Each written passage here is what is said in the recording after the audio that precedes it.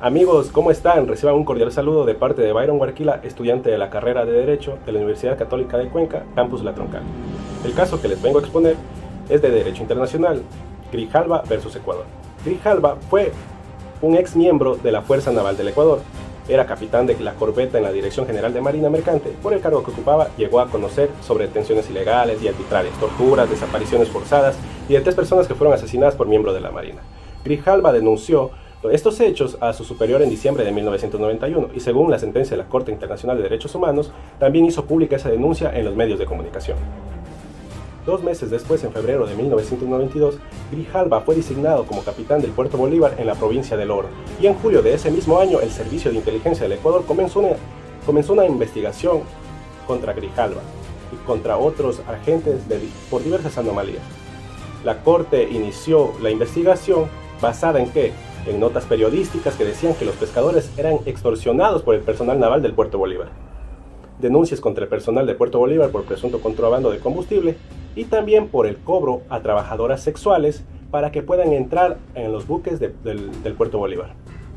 El 19 de octubre de 1992, el inspector general de la Armada envió un informe a la Comisión de Asuntos Administrativos del Puerto Bolívar que decía que Grijalva había cometido esos delitos. La sentencia de la Corte Internacional de Derechos Humanos dice que Vicente fue puesto en situación de disponibilidad, es decir, cuando un militar se queda sin mando ni cargo, puede pedirse voluntariamente o por otros motivos, entre ellos convertirse al buen servicio.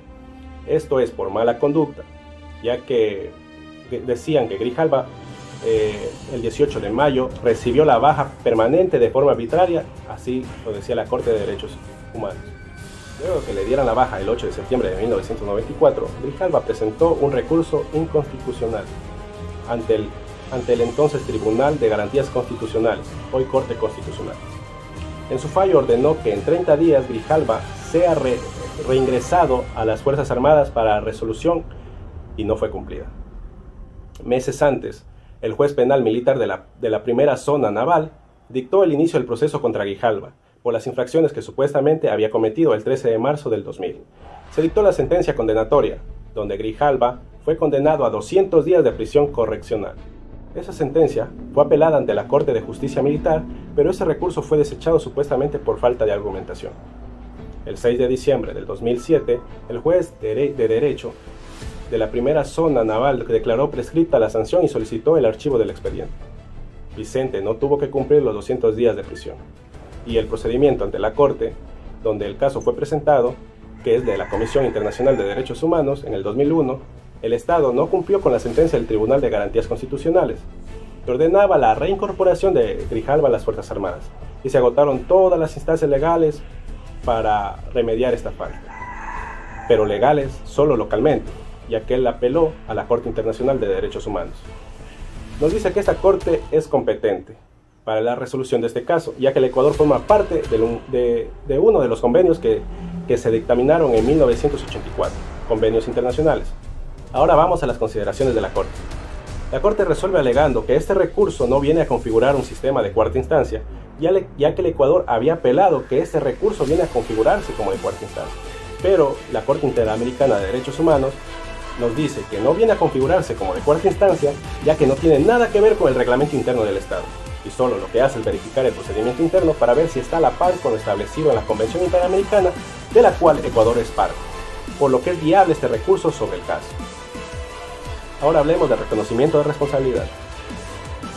El Estado ecuatoriano reconoce que los informes que fueron utilizados para la destitución del señor Grijalva de las filas de las Fuerzas Armadas estuvo involucrado un agente militar quien había sido denunciado por la víctima meses atrás de haber cometido graves violaciones hacia los derechos humanos.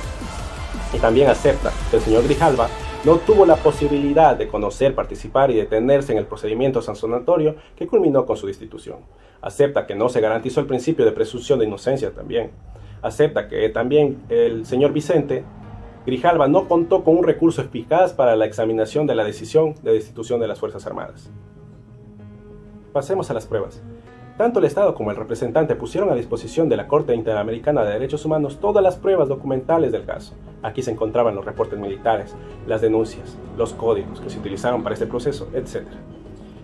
Bien, continuemos con los hechos. Se derivan las denuncias recibidas ante la Fuerza Naval, donde se señalan que varios marinos condenados por el capitán Vicente Grijalva cometían serias irregularidades en Puerto Bolívar, acciones que eran reiterativas y fueron denunciadas no solo por la población civil, sino también por varios marinos, así como el haber recibido grandes cantidades de dinero que no podían probar su procedencia. Vicente Grijalva Bueno interpuso un recurso de apelación en contra de la resolución de octubre de 1992 ante la Corte Militar, siendo apoyado en esta apelación por la Comisión de Reclamos y Asuntos Varios de las Fuerzas Armadas. El juicio penal del señor Vicente Grijalva por el cometimiento de delitos contra la fe inició el 13 de junio de 1994. Fue tipificado que posteriormente fue cambiada por el juez, señalando esta vez como delito de abuso de facultades. Esta acción fue denunciada de igual manera por Vicente Grijalva, quien manifestó que no había sido motivado este dictamen, así como también denunció que dentro de este juicio no se cumplía con el llamamiento a declarar a los testigos para su defensa.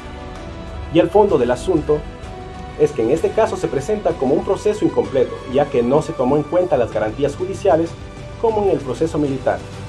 A la vez, el Estado reconoce parcialmente su responsabilidad.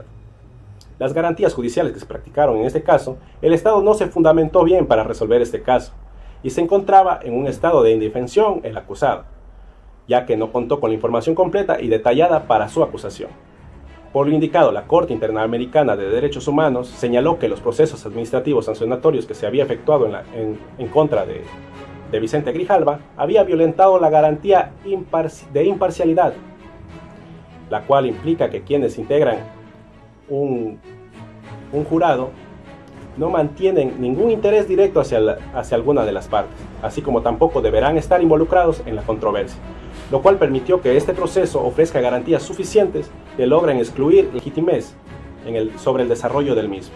Ahora, ¿qué es lo que nos dice la Corte contra el caso Grijalva? El derecho a interrogar testigos. La Corte nos dice que la defensa de Grijalva no pudo ejercer el derecho a contrainterrogar a los testigos presentados en su contra, por lo que no pudo controlar el contenido de las declaraciones que sirvieron para fundamentar la sentencia. También nos dice la Corte sobre el derecho al debido proceso. La Corte señala que la sentencia del caso no tuvo motivación, ni análisis de los hechos, ni de derecho, apreciación de la prueba que permita determinar la responsabilidad penal y la decisión final. Además, la Corte dice que hubo irregularidades en las declaraciones de los tribunales de la Armada. Y para finalizar, hablemos de las reparaciones. La Corte dictaminó 2 reparaciones acerca de este caso. El Ecuador debe aplicar la sentencia y su resumen. También debe pagar una indemnización por daño material e inmaterial. La indemnización por daño material debe incluir sueldos, décimos, estímulos, bonificaciones y los beneficios de la seguridad social de las Fuerzas Armadas. Y también ordenó una medida de reparación, la cual es la reincorporación de Grijalva Bueno a la posición de igual categoría en la que hubiese estado actualmente si no hubiese sido destituido, y si Grijalva no acepta, pues recibiría una indemnización por parte del Estado. Eso es todo en cuanto les puedo hablar acerca de este caso. Muchas gracias por su atención.